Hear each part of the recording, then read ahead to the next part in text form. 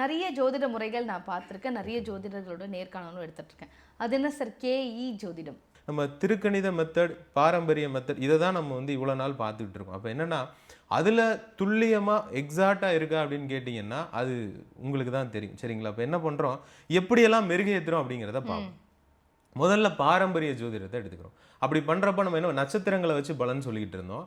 Latitude அப்படின்னா சூரிய உதயம் வந்து ஒரே ஒரு லாட்டிடியூட் தான் எடுத்தோம். அதுக்கப்புறம் என்ன பண்ணும், திருக்கணித முறையில் இன்னும் வாக்கிய பஞ்சாங்கம்னு சொல்கிறாங்க இல்லையா, வாக்கியின் அடிப்படையில் வந்ததே வாக்கிய பஞ்சாங்கம். அப்போ அதில் சின்ன சின்ன குறை நிறைகளை நிவர்த்தி பண்ணி திருத்தி எழுதப்பட்டது திருக்கணித பஞ்சாங்கம் அப்படின்னு சொல்கிறோம். அதை என்ன பண்ணுறோம், நட்சத்திரத்தை 4 பகுதிகளாக பிரித்து, பாதங்களாக பிரித்து, அது எந்த பாதத்தில் இருக்குது அப்படின்றதையும் நவாம்சத்தையும் கொண்டு வந்து நம்ம பலன் பார்த்துக்கிட்டு இருந்தோம்.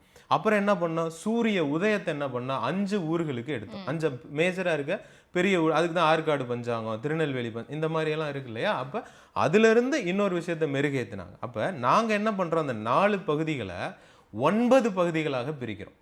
அந்த 9 பகுதியில் ஒரு பகுதியை எடுத்து அதையும் 9 பகுதிகளாக பிரிக்கிறோம். அதுதான் உபநட்சத்திர முறை. அப்போ இதில் துல்லியமாக பலன் வருது. ஓகேங்களா?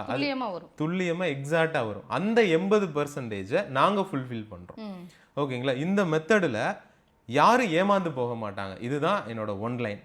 அது என்ன ஏமாந்து போக மாட்டாங்க? எனக்கும் அதே தான் சந்தேகம். அது என்ன, ஒரு நோட்டை கொடுக்குறோம், இப்போ என்னோட தம்பி நோட்டை என்னோட நோட்டுன்னு சொல்லி கொடுக்குறோம் அப்படின்னா அவர் பலன் பார்த்து சொல்லுவாங்களா மாட்டாங்களா? சொல்லுவாங்க. ஆனால் நம்ம மெத்தடில் அப்படி சொல்ல முடியாதுங்க. ஏன்னா இப்போ எனக்கு இந்த இடத்துல என்ன சந்தேகம்னா, இப்போ என்னுடைய தங்கை நோட்டையோ இல்லை என்னுடைய அக்கா நோட்டையோ எடுத்துகிட்டு வந்து இதுதான் என் ஜாதகம்னு சொல்லி நான் கொடுக்கும் பொழுது உங்களால் எப்படி சார் கண்டுபிடிக்க முடியும்?